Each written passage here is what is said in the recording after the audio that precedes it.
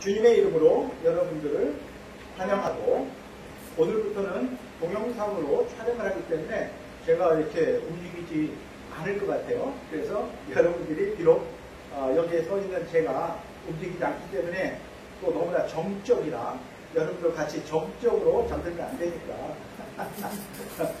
귀를 쫑긋 세우고 눈을 주님한테 포커스를 맞추고 같이 은혜를 나누기를 바랍니다. 아멘. 여러분들이 뭐 뉴스를 통해서 이미 다 알고 있는 것처럼 요즘 사태를 보면 딱 생각나는 단어가 멘붕입니다. 멘붕.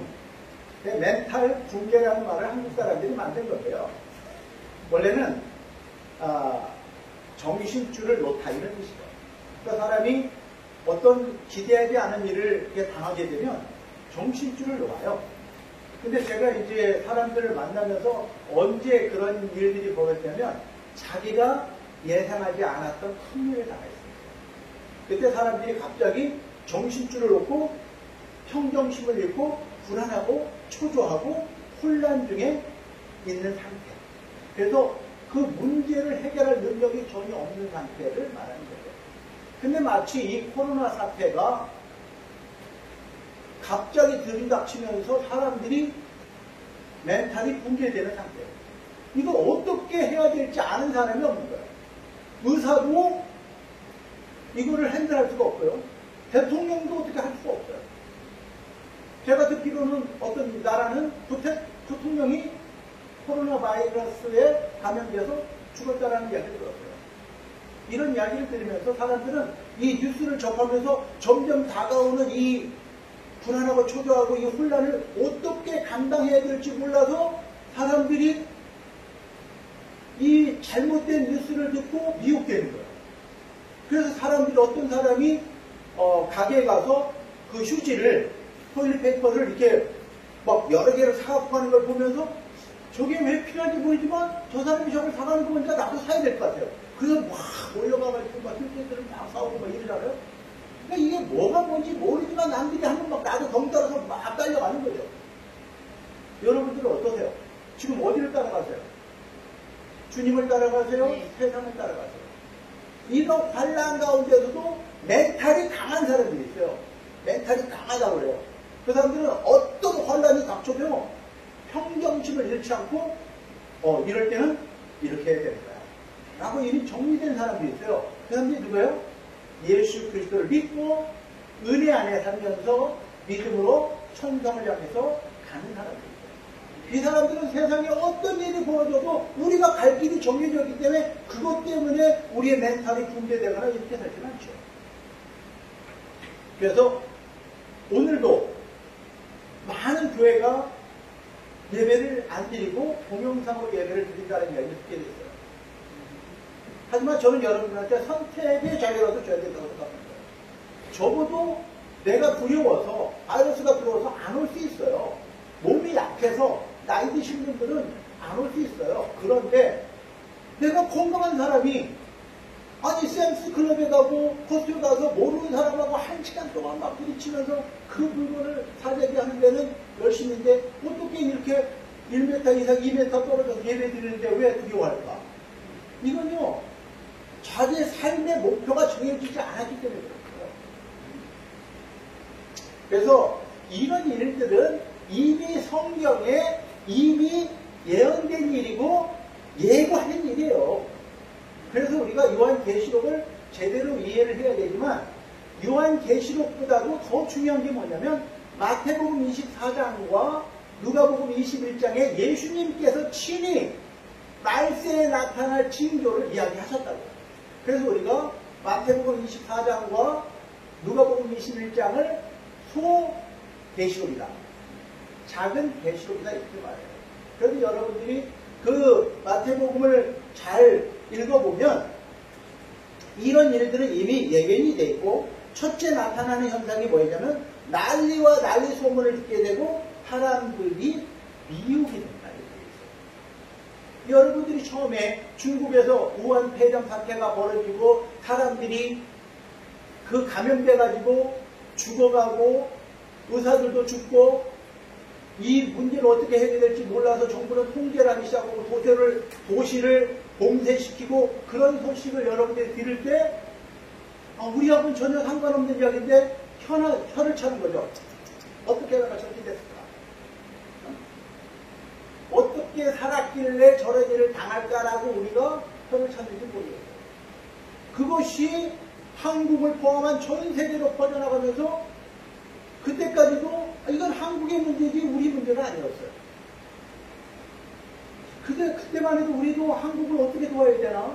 중국을 위해서 어떻게 기도해야 되나? 이렇게 우리가 걱정을 했지 우리가 정작 그런 문제를 당할 거라고 생각 못했죠. 근데 지금 그저께부터 뉴욕이 군대가 가서 지금 봉쇄를 했어요. 뉴욕.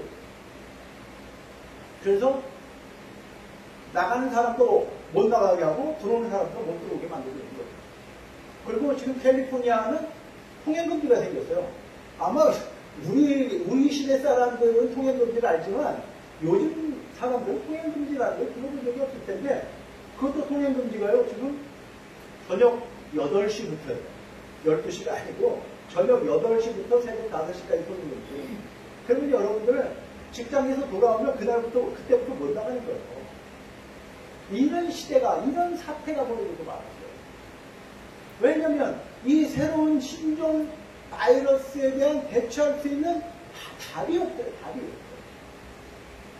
근데 성경은 이런 문제가 사람들의 죄로 인해서 하나님이 내리는 재앙이기도 하고 또 하나는 하나님이 하나님의 대심을 알게 하기 위해서 그의 백성들과 세상을 구별하기 위해서 내리는 재앙도 있어요. 그래서 애국 땅에 재앙이 내릴 때 애국 사람들은 그 재앙을 온전히 다 감당하면서 죽어갔지만 그 하나님의 사람들은 하나님이 보호하신 속에서 아무런 그 재앙 가운데서도 아무런 손끝 하나 다치지 않고 살았다 이 말이에요. 이런 재앙 가운데 하나님의 사람들을 하나님이 모으시고 하나님이 원하는 장소에 있으면 내가 하나님됨을 너희들에게도 알려주지만 나를 믿지 않는 그들에게도 하나님이 계심을 알게 한 거예요.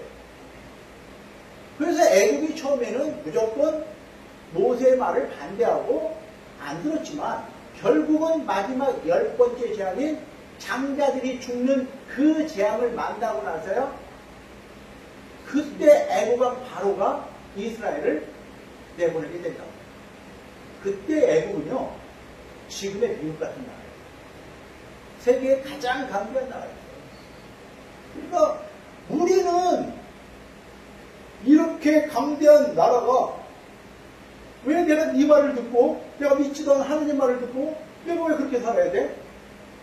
그렇지만 결국은 하나님이 하나님 되심을 보고 그때서야 이스라엘을 풀어준다. 그렇기 때문에 여러분들이 이 상황에서 하나님의 재앙이 첫째는 인간들의 죄에 관한 너무나 죄가 많으니까 이 재앙 가운데 하나님의 진노, 하나님의 마지막 때를 예고한다 이 말이에요. 그래서 이런 소문을 듣게 될 때 처처에 기근과 지진과 전염병과 전쟁 등의 소식이 있는데 이거는 말세에 나타나는 현상이지만 시작일 뿐이다 라고 마태복음의 24장에 그렇게 되어 있다. 세 번째는 적그리스도의 앞잡이로 거짓 선지자들이 나타나서 사람을 미혹합니다. 여기 오면 구원을 받을 수 있다. 내 말을 들으면 구원을 받을 수 있다. 사람들은 이렇게 미혹합니다. 그때 많은 사람들이 그 말에 넘어지는데 왜 그런 미혹에 넘어가냐면 삶의 분명한 내 중심이 없기 때문에 그래요. 삶의 분명한 목적지가 예수 그리스도가 되지 않기 때문에 그런 일이 벌어진다. 그래서 사람들은 이 마지막 때에 불법이 성행하고 사랑은 식어지고 하지만 끝까지 믿음을 지키는 사람만 구원을 받는다 라고 성경이 되어 있잖아요. 끝까지 믿음을 지킵니다. 이럴 때 내가 어떻게 해야 되는 거야? 누구 말을 들어야 되는 거야? 누구 말을 듣기는? 하나님 말씀을 들어야지. 성경 말씀을 들어야지. 그리고 네 번째, 24장 14절에 뭐라고 되어 있냐면, 이런 환란 중에도 믿는 우리가 해야 되는 사명은 복음을 전하는 것이다.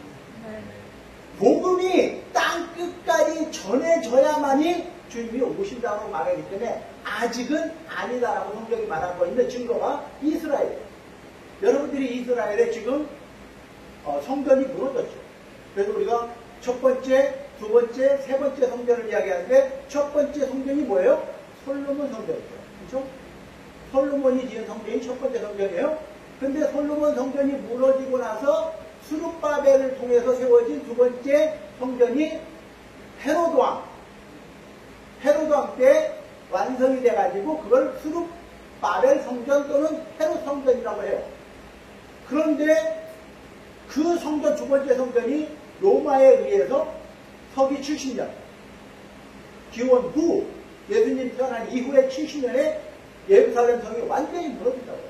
그래서 첫 번째, 두 번째 성전이 무너지고 지금 성전이 없어요. 그런데 성경에 뭐라고 되어 있냐면, 말세에 하나님의 성전에 가증한 것이 있게 되면 그때가 마지막인 줄 알았다. 이렇게 말하고 있거든요. 그럼 아직 성전이 없는데, 그래서 지금 트럼프 대통령이 된 이후에 이스라엘의 수도를 예루살렘으로 정하고 미국 대사관이 옮겨오고 이스라엘이 지금 제3성전을 준비하고 있다고 그래요. 제3성전이 세워지는 것이 곧 이루어진다고요. 그런데 그 제3성전이 세워지면 어떤 일이 벌어지냐면, 이슬람, 그 10억의 이슬람과 이스라엘이 싸우게 되는데 그때 그 전쟁이 아마 이스라엘이 그걸 뺏기는 일이 벌어질 거라고 성경은 이야기하고 있어요. 그래서 그 성전이 무너지고 그 성전터에 가증한 것이 세워지면 그때가 마지막에 징조다라고 말합니다.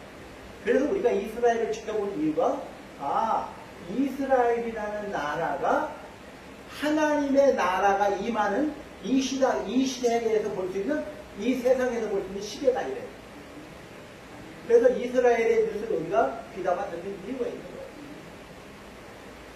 그래서 지금 이번 코로나 사태로 인해서 사람들이 멘붕이 왔지만 우리는 그 중에서 선택받은 사람이라는 걸 여러분들이 증명하고 있는 것이고, 또 마지막 말세에 7년 환란이 올 때 그때 3년 반은 믿는 사람이나 믿지 않는 사람이나 똑같이 겪게 됩니다. 그때 여러분들이 지금 당하는 이 환란하고는 비교가 안 된다고요. 비교가 안 된다고요. 지금 석 달도 안 됐는데 난리 법석이에요. 근데 3년 반을 어떻게 감당해요? 못한다고요. 그래서 3년 반이라는 세월이 지나고 나서야 그때까지 믿음을 지키고 오직 예수님의 재림을 기다리는 신부들만 그때 들림받고 공중에서 혼인잔치를 하게 됩니다. 그때 남겨진 사람들, 그 사람들은요 3년 만에 남은 환란을 감당해야 되는데 죽고 싶어도 죽을 수 없는 그 환란을 감당해야 됩니다. 그렇기 때문에 우리가 이 상황을 통해서 그 말세를 준비해야 되는 연습이 될 수도 있겠다, 이런 생각을 하는 거예요. 그러니까 여러분들이 이 3개월이 아니라 3년 반을 내가 과연 어떻게 감당할 것인가, 이 부분에 대해서 우리가 이제는 고민하는 시간이 돼야 돼요. 어떤 사람들처럼 이 땅에서 영원히 살 것처럼 그렇게 살다가 오늘날 그냥 하루아침에 무너지는 그런 일이 아니라, 제가 그 동영상을 보다 보니까 우한 폐렴에 걸려가지고 우한시가 공사가 됐을 때 그 도시에 있는 병원에 환자를 수용할 수 있는 시설이 턱없이 부족하니까 더 이상 환자를 받을 수가 없는 거예요. 근데 열심히 돈 벌고만 살다가 우한폐렴에 걸려가지고 병원을 다녀갔는데 병원에 자리가 없는 거예요. 들어갈 수도 없고 검사 받을 수도 없고, 내 증상은 지금 당연히 폐렴인데 치료받을 방법이 없으니까 이 사람이 그때서야 자기 돈을 들고 와서 이렇게 말하는 거예요. 내 돈 다 줄 테니 제발 나 좀 치료해달라고. 그런데 이미 병상은 10,000원이고 턱없이 부족한 의료진과 시설 때문에 더 이상 환자를 받을 수가 없으니까 그 사람은 결국 집에 돌아가서 죽었어요. 그때 그 돈은 뭐가 되는 거예요?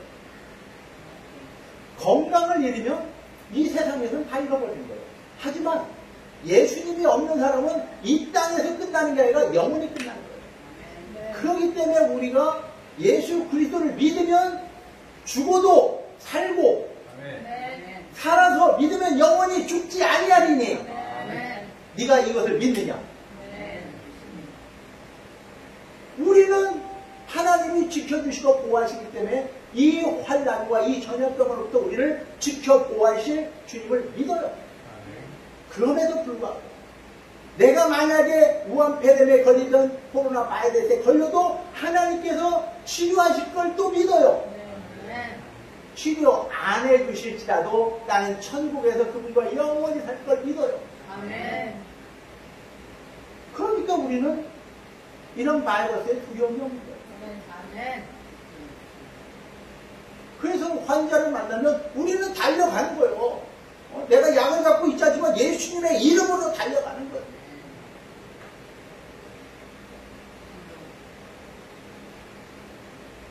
여러분들이 사도행전 27장에 보니까 바울이 가이사라에서 이제 아그리파 왕과 베스도 총독 앞에서 마지막 변론을 하고 이제 로마로 후송이 됩니다. 왜? 바울이 가이사에게, 로마 황제 가이사에게 자기의 그 억울함을 호소했기 때문에 가는 거예요. 자, 죄인이 되어서 배에 실려서 로마를 향하는 바울의 죄는 뭔가요? 복음을 전한 죄밖에 없잖아요. 예수 그리스도의 복음을 전한 죄, 그 죄값으로 지금 로마 황제 앞에 호송되어가는 바울은 죄인으로 가고 있지만 그를 동행하는, 그를 호송하는 백부장과 군사들이 있고 또 배 선장과 선주가 있고 그 다음에 거기에 배를 타고 자기가 가야 될 길을 찾아가는 나머지 사람들을 포함해서 276명이 배를 탑니다. 여러분들이 그 배에 속해 있다면 여러분들이 과연 누구인가요? 복음 때문에 억울하게 잡혀가는 바울과 같은 죄인의 입장인가요? 아니면 그 죄인을 호송하는 백부장과 군사의 입장인가요? 아니면 이 배의 주인과 선장으로서 너희들 내 말 잘 안 들으면 이 배가 뒤집혀가지고 다 죽을 수도 있어. 그러니까 내 말 잘 들어. 이런 사람 입장인가요? 아니면 이것도 저것도 아닌 그냥 배에 탔을 뿐이에요. 내가 가야 될 길을 찾아서 나는 그냥 배를 타고 가는 것 뿐이에요. 이런 사람입니다. 어느 환경이든지 여러분들이 거기에 속해 있게 돼 있어요.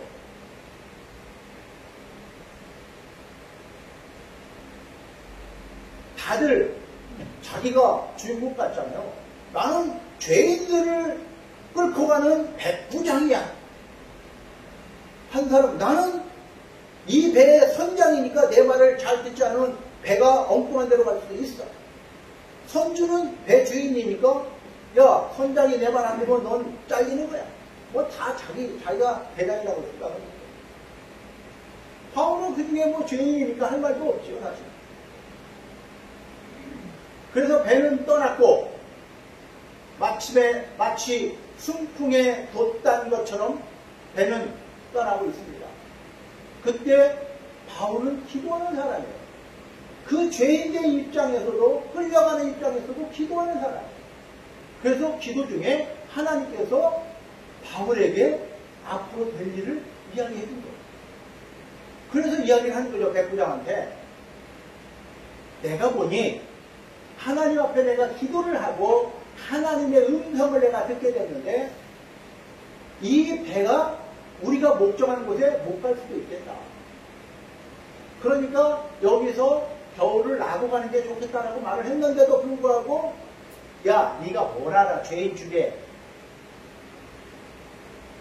내가 선장이잖아. 내가 이 길을 얼마나 왔다 갔다 했겠니? 응? 그랬더니 백부장이 바울 눈치를 보고 선장 눈치를 보다가 결국은 누구 말을 들었어요? 선장 말을 들었지 뭐. 백부장이 그래도 권세를 갖고 있는 사람이니까 정부의 관리로서 죄를 호송하는 입장이니까 정부가 돈 내서 그 배가 가겠죠. 그러면 선장 입장에서는 자기 주장을 하고 바울 입장에서는 하나님의 말씀을 지금 전했어요. 그럴 때 백부장이 누구를 택했다고요? 하나님의 사람 바울의 말을 들었어요? 선장의 말을 들었어요? 선장 말을 듣고 야, 그냥 가자. 그렇게 해서 배가 떠났죠. 그랬는데 유라굴로라는 광풍이 불기 시작하는 거예요. 마치 허리케인이죠. 여러분도 뭐 여기 플로리다에 사시니까 허리케인이 어떻다는 걸 알잖아요. 허리케인이 부는데 배를 타고 나간다? 이게 말이 되는 거예요. 그런데 전혀 잠잠한 바다에다가 갑자기 광풍이 불어오는 거예요. 갑자기 지금은 일기예보가 있어가지고 자, 어디에서 태풍이 시작됐습니다. 하루 지나면 시속 몇 킬로로 지금 위로 올라와서 북서쪽으로 올라오면 마이애미를 거칠지 네이플을 거칠지 바다로 빠질지 자, 여러분들이 지켜봐 주시기 바랍니다. 이렇게 해서 계속해서 예측을 해주니까 사람들이 그걸 보고 있다가 아이고 우리 동네로 오는구나. 그리고 도망가잖아요. 그런데 그때 당시는 그런 일기예보가 없어요. 그러니까 여기 닥칠 때까지 사람들이 모르잖아요. 그러다 갑자기 바람이 부는데 이게 도대체 어디서 오는 바람인지 모르니까 에휴 뭐 잠잠해지겠지 뭐.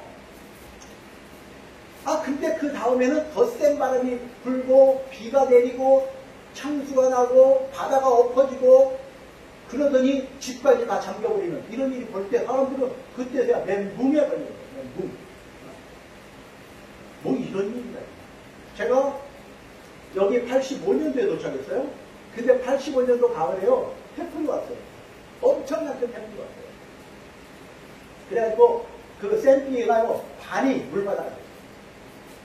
근데 나는 온지 석 달도 안 됐으니까 뭘 알아요. 제가 여기 뭐 허리케인인지 뭔지 내가 어떻게 알아요.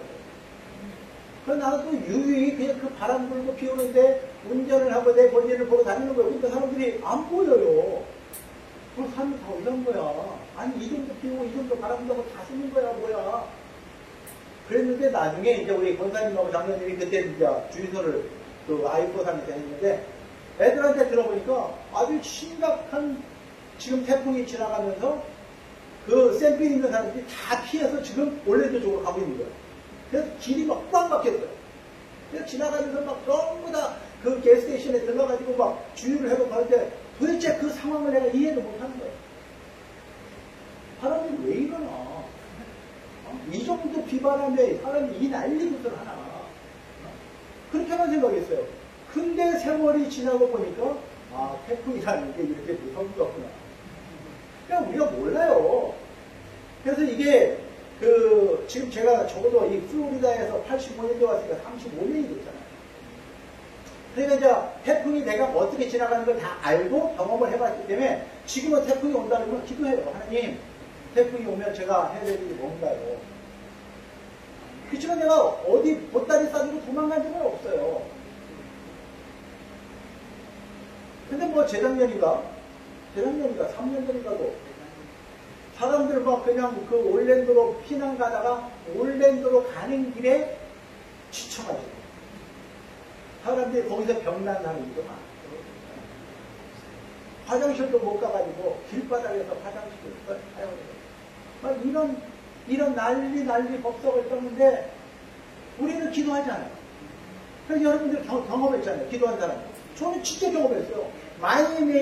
마이애미에 그 태풍이 지나갈 때요. 우리 밤새 문 창문 다 닫고 기도했어요. 근데요.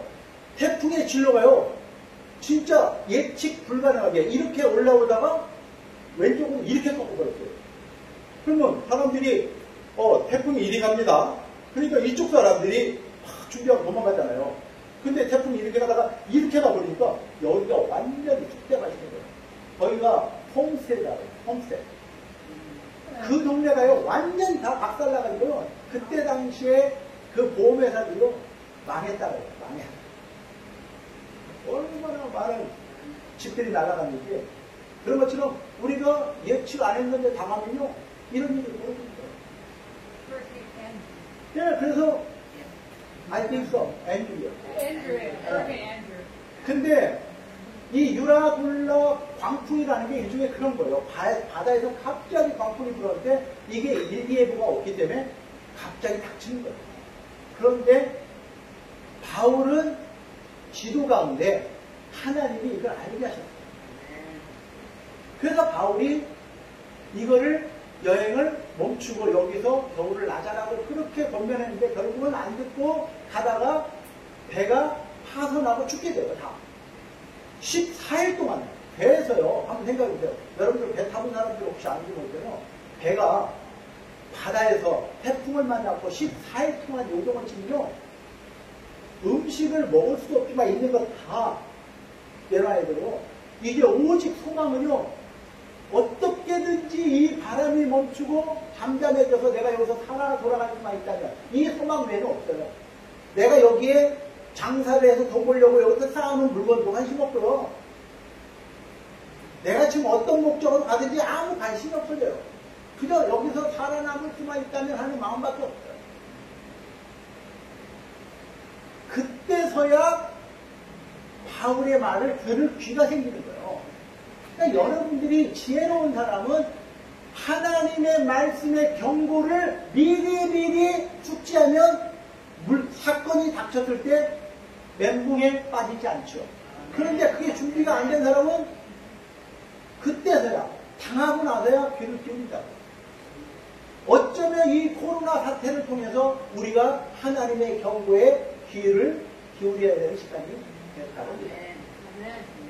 자, 그래서 14일 동안 먹지도 못하고 죽었다. 이제 죽었구나 하고 가는데 바울이 이렇게 담대하게 이야기합니다. 어젯밤 내가 믿는 하나님이 나에게 나타나셨습니다. 와, 이거보다 담대한 선포가 어떻겠어요? 하나님이, 내가 믿는 하나님이 어젯밤 꿈에 나타나셨습니다. 말씀하시기를 우리가 비록 풍랑을 만나서 배는 잃어버리고 우리의 물건은 다 잃어버릴지라도 276명의 생명에는 한 명도 손상이 없다고 합니다. 이게 복음이거든요. 복음. 지금 이 코로나 사태에서 복음이 뭔가요? 하나님의 말씀인가요? 백신인가요? 두 개 다죠. 백신이 나왔다는 것도 기쁜 것이지만 그건 백신을 맞고 산다는 보장은 누가 해요? 하지만 하나님이 여러분들의 집은 다 잃어버리고 여러분들 돈도 다 잃어버리고 여러분의 집도 날아가고 다 잃어버릴지라도 여러분의 생명에는 한 명도 손상이 없습니다. 아멘. 그게 복음이잖아요. 아멘. 그래서 하나님께서 바울을 통해서 그들에게 복음을 딱 전하니까 그때서야 사람들이 아이고 살았구나 이렇게 됐어요. 아이고 살았구나. 그래서 지금 이때요 여러분들이 해야 될 일은요 백신보다도 더 중요한 게 그 멘붕에 빠져있는 사람들에게 하나님의 복음을 전하는 거예요. 아멘. 하나님의 복음을 전해서 아이고 이제 살았구나 이렇게 해야 되는 거예요. 그래서 여러분들에게 이제 그 복음을 선포할 수 있는 이 종이를 만들었으니까 저 뒤에서 다들 가져가세요. 자, 뭐라고 되어 있냐면 Are you want to be free from coronavirus? Are you want to be free from coronavirus? 정말 코로나 바이러스부터 자유하기를 원하십니까? 다들 그렇게 하기 원하겠죠. 그럴 때 1번 repent 회개하세요. For the kingdom of heaven is near. 하나님의 나라가 가까웠기 때문에 마태복음 4장 17절. 두 번째, Believe in the Lord Jesus. 예수를 믿으세요. 아멘. 그러면 당신과 당신의 집이 구원을 얻게 됩니다. 아멘. 세 번째, You must be born again. 아멘. 성령으로 거듭나야만 할 것입니다. 이 세 가지만 알려주시면 돼요. 여러분들이 정말 이 코로나 바이러스 때문에 어떻게 해야 될지 몰라서 지금 헤매고 있는 사람들에게 이 종이를 전해주시면서 한국말을 못하는 사람은 이걸 주면 되고요. 한국말을 할 줄 아는 사람은 여러분들이 이걸 번역해서 받으시면 돼요. 자, 코로나 바이러스부터 자유케 하고 싶습니까? 자유하기 원합니까? 네, 살고 싶습니다. 그러면 첫째, 회개하세요. 하나님의 나라가. 둘째, 예수 그리스도를 믿으세요. 주 예수를 믿으라. 그리하면 너와 내 집이 구원을 얻으리라. 셋째, 믿었으면 성령으로 거듭났습니다. 이 세 가지만 하면 구원을 받아요. 아멘. 이 땅에서 그가 어떤 삶을 살았든 상관없이 지금 바이러스에 걸렸든 안 걸렸든 상관없이 구원을 받아요. 그 다음에 신부가 될지 버림받을지 아니면 상속자가 될지 버림받을지 자녀가 됐는데 자녀를 포기할지 그건 당신이 알아서 하고요. 그래서 이렇게 바울이 죄인 되어서 끌려가는 입장이지만 하나님의 입장에서 보면 그 뱃속의 주인공은 누구? 바울이죠. 사람들 눈에는 그가 죄인이지만 하나님 눈에는 그가 주인공인 거예요. 여러분의 인생의 무대 속에 여러분들이 지금 어떤 역할을 하고 있는지 모르지만 하나님 입장에서 여러분들이 주인공인 거예요. 다같이 내가 주인공이다. 하나님 눈에는 여러분이 주인공이에요.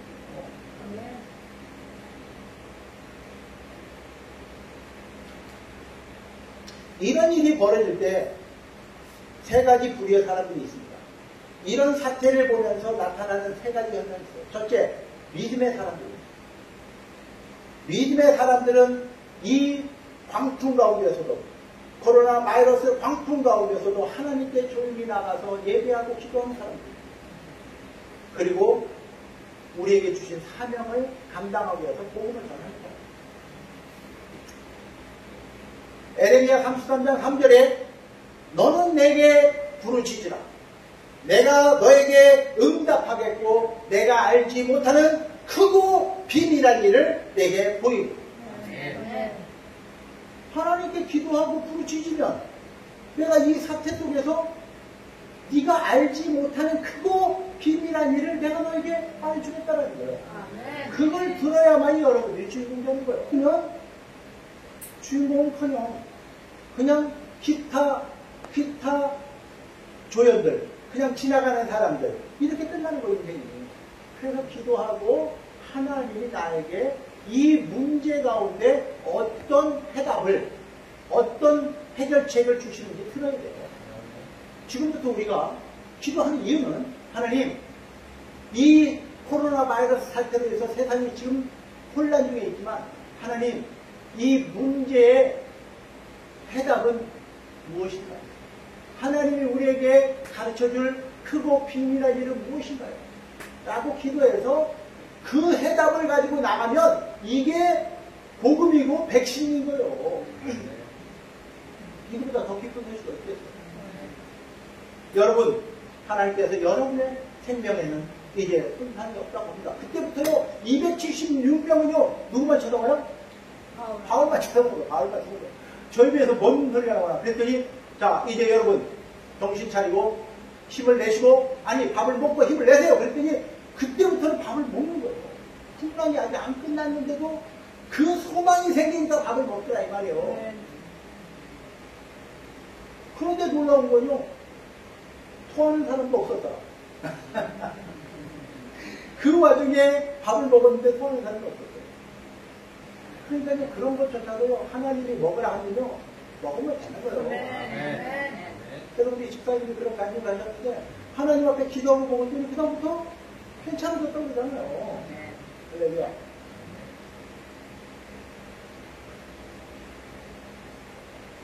두 번째는 믿음이 없는 믿는 사람들. 교회를 다니는데요, 전혀 이분들의 삶은요, 하나님 말씀이 기준이 아니에요. 여전히 자기 생각, 자기 배운 지식, 자기 경험이 꽉 차가지고요, 하나님 말씀이 들어갈 틈이 없어요. 그러니까 어떤 일을 당하면, 야, 내가 옛날에 경험해봤는데, 이렇게 나온 거예요. 내가 배운 지식으로 하면, 이건 이렇게 하면 안 되는 거야. 뭐, 이런 식의 말이 나와요. 근데 교회 사람들을 보면요, 누구 말을 듣는 줄 아세요? 저 사람이 그래도 제법 돈 있는 사람인데, 저 사람 잘 나가는 사람이야. 저 사람 그래도 높은 사람이고, 많이 배운 사람이야. 우리가 그래도 그 말을 들어야 되지 않겠어? 이런 사람이 생각보다 많아요. 여러분들, 오늘 이 자리에 오신 여러분들은 결코 그런 사람들이 아니기 때문에 그런 유혹의 말을 물리치고 이 자리에 나온 거예요. 야, 그러면 안 돼. 거기가 또 감염돼서 오면 어떡하려고 그래. 이런 소리를 여러분 듣는다고요. 저도 들었다고요. 이 상황에 무슨 예배야. 이런 소리를 한다고요. 목사한테 그러고. 근데 내가 그 소리를 그냥 단칼 잘라내고, 그럼에도 불구하고 우리는 하나님 앞에 예배하는 사람입니다. 하나님 앞에 기도하는 사람입니다. 그런데 너무나 많은 교회에 있는 사람들이 하나님의 말씀을 반응하기보다는 세상의 현상에 반응하는 사람들이 너무 많아요. 저는 묻고 싶어요. 여러분들은 하나님의 말씀에 순종하고 반응하나요? 아니면 세상의 현상에 어떻게든지 짚어야해서 붙잡고 하려고 하나요? 하나님의 말씀. 할렐루야. 네. 우리는 여기 계신 분들, 하나님 말씀에 순종하고 반응하는 사람이죠. 하나님께서 여러분을 통해서 이 세상을 구하고 사람을 살리고 그 풍랑맞은 276명 배 안에 있는 모든 사람의 영혼을 하나님께로 인도할 수 있는 그런 믿음의 용사라는 것을 저는 믿습니다. 네. 마지막으로 셋째, 기타 조연들이 있습니다. 세상의 조연들은요, 이런 일이 당하면요, 멘붕이 와가지고 그 다음에는 이리 쫓아가다가 우르르 저쪽을 쫓아가다가, 야, 코스트에 가면 뭐가 있다가 저기 쫙 가다가, 댄스에 가면 저기 쫙 가다가 이렇게 삽니다. 죄송합니다. 저도 갔다 왔어요. 아내가 가자는데 어디 간가요? 갔다 왔죠. 근데 내가 세니타이저하고 이게 티슈를 좀 사려고 가보니까요, 없어요. 그 뒤로 내가 몇 군데 가면서 물어봤는데 CBS도 없고, 퍼블릭스도 없고, 스테이플스도 없고, 다 없었어요. 참 빠르다. 나보다 훨씬 빠르다. 진짜 빨라요. 없어요. 갖다 놓기가 무섭게 갖고. 근데 이런 인생들은요, 정말 이 목적지가 없기 때문에 사람들 따라서 우르르 갔다가 어디서 쓰러져서 죽어도 죽는지 모르고 죽어요. 인생 그렇게 살면 안 돼요. 정신 차리고 살아야 돼요. 그 멘탈이 강한 사람들이 첫째요. 진짜 예수님을 경험한 사람. 멘탈이 강한 사람들은 진짜 예수님을 만난 사람. 그 다음에 멘탈이 강한 사람들이 누구냐면 인생 짠맛, 매운맛, 또 무슨 맛이죠? 신맛, 쓴맛 다 본 인생의 그 노인들. 적어도 65세 이상을 살았다는 건 국가에서도 인정하잖아요. 당신은 이제 65세 이상을 살았으니까 당신은 이제 시니어입니다. 이제 나라가 여러분들의 나머지 삶을 책임질 테니 이제 그동안 산 거 여러분들 후배들한테 잘 좀 이렇게 가르쳐서 그것도 하고 당신의 지혜처럼 살게 해주세요. 라고 해서 시니어 대접을 해주는 거예요. 그러니까 65세 이상 되는 사람들 여러분들이 무시하면 안 되는 거예요. 너도 곧 65세가 돼요. 그 다음에 70, 80, 90 된 사람들은요, 그분들의 말씀을 한마디 들어보면요, 정말 이게 복이 돼요. 그래서 우리가 첫째는 하나님 말씀을 들을 줄 알아야 되고요. 둘째는 노인의 지혜를 배울 줄 알아야 돼요. 그런데 이 성경에 말이요, 한 사람이 나와요. 이 조연들 중에 말없이 한마디도 없는데 이 성경에 나오는 조연 한 명 있어요. 누군지 아세요? 누구라고 했어요? 안 읽고 오셨나 보다. 데살로니가 사람 아리스타고가 있어요. 아리스타고가 있어요. 그 배에 탄 데살로니가 사람 아리스타고라는 사람이 있다라고만 되어 있어요. 그 외에는 그 사람을 얘기할 때 한마디도 안 나와요.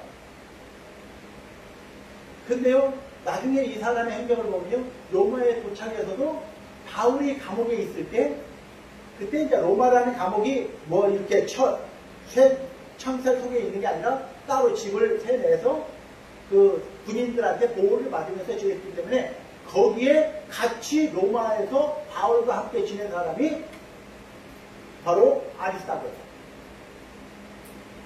이 사람은 과연 뭐 하는 사람인가? 한마디도 나오진 않아요. 이 사람에 대해서. 이 사람이 누구였냐? 중보자예요. 기도 중보자예요. 바울의 사명에 기도 중보자가 그렇게 중요해요.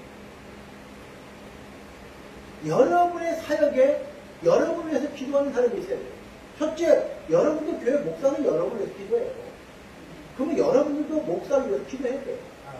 여러분들과 저는요, 의무적으로 중보자가 돼야 돼요.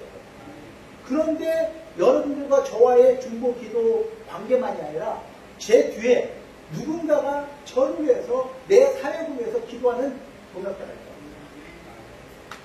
여러분의 사역 속에, 여러분의 신앙 속에 여러분들 뒤에서 기도하는 분들이 있어요. 우리 혜리 집사를 보면 어머니가 있더라고요. 그 어머니의 새벽기도. 그게 혜리 집사의 오늘을 있게 한 거예요. 그리고 앞으로의 그 미래를 내가 예측 가능한 거는 그 어머니의 기도 때문에 희망을 가져요. 우리 기쁨에게 희망을 가질 수 있는 건요, 기쁨의 뒤에 기도하는 사람이 굉장히 많아요. 저희 세계에 있어요. 기쁨의 뒤에. 그러니까 쟤는 잘 될 수밖에 없는 애요. 본인이 포기하지만 안 합니다. 여러분들 뒤에 누군가가 기도하는 사람이 있어요. 근데 이 아리스타고라는 사람은 바울의 중보 기도 동역자예요. 그렇다면 이 사람은 성경에 한마디도 써있지 않지만 천국에 갔을 때 분명히 저는 아리스타고가 하나님 앞에서는 주인공으로 분명히 그 상과 칭찬 자리에 있을 거라고 봐요. 네, 생명책에 분명히 그의 이름은 빛나고 있을 거예요. 그래서 우리가 볼 때는 이 땅에서의 역할이 선장이니까, 목사니까, 뭐 상이 그때가 천만의 말씀. 내가 한만 생각해도 목사가 여러분들보다 더 상받고 칭찬받을 것 같지가 않아요. 그럴 것 같지가 않아요. 그래서 두렵고 떨려요, 솔직히. 왜냐면 제가 경고받은 게 뭐냐면 내가 가르쳐놓고 내가 그렇게 안 살아요. 그러면 여러분들은 가르친 적이 없으니까 못해도 뭐 하나님이 용서할 일도 없죠. 그런데 다 가르쳐놓고 자기는 안 해. 그러면 하나님 입장에서 보면 너 이거 너 지금 뭐 하는 거야? 이렇게 되는 거예요. 그래서 우리의 삶 속에서 지금은 내가 마치 조연 같지만 하나님 앞에서는 여러분들은 주인공이고 또한 여러분들이 그 역할을 지켜보시는 분이 하나님이시라는 걸 믿어야 돼요. 여러분의 삶을 지켜보시는 여러분들이 여러분의 삶을 하나님께서 눈여겨보시고 여러분들을 다음 무대에서는 여러분들을 어떻게 사용하실지 결정하는 거예요. 말씀을 정리하겠습니다. 세상에는 두 종류의 사람이 있습니다. 세상의 현상에 대해서 반응하는 두 종류의 사람이 있습니다.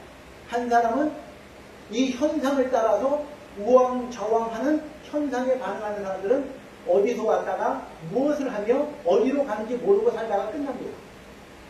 그런데 우리는 하나님의 은혜를 믿고 예수님을 믿고 구원을 받았기 때문에 우리의 삶은 감사로 시작하고 날마다 감사로 살며 하나님의 말씀에 반응하는 사람들입니다.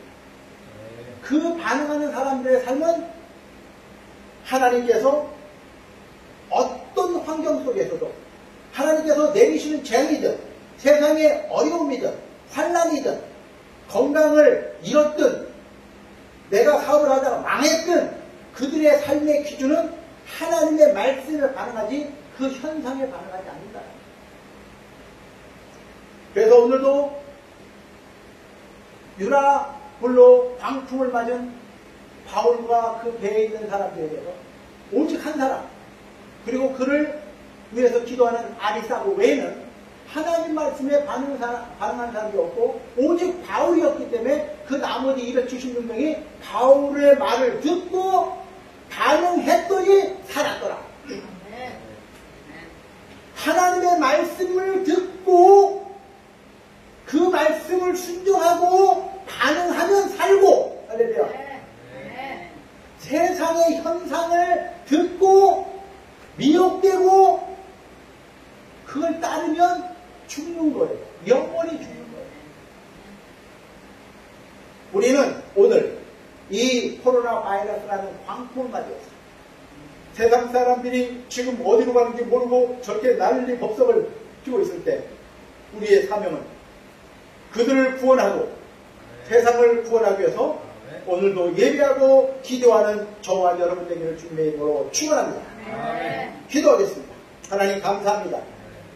오늘도 하나님께서 우리에게 주신 그 은혜의 시간을 통해서 바울이 만난 유라굴로 광풍 속에서 하나님을 예배하고 기도한 바울의 반응 때문에 나머지 276명이 다 사는 것처럼 이 광풍, 코로나 바이러스 광풍 가운데서도 우리는 하나님을 예배하고 기도해서 세상을 구하고 하나님 택하신 사람들을 구원하는 그 복음을 전하는 자로서의 삶을 살기 원합니다.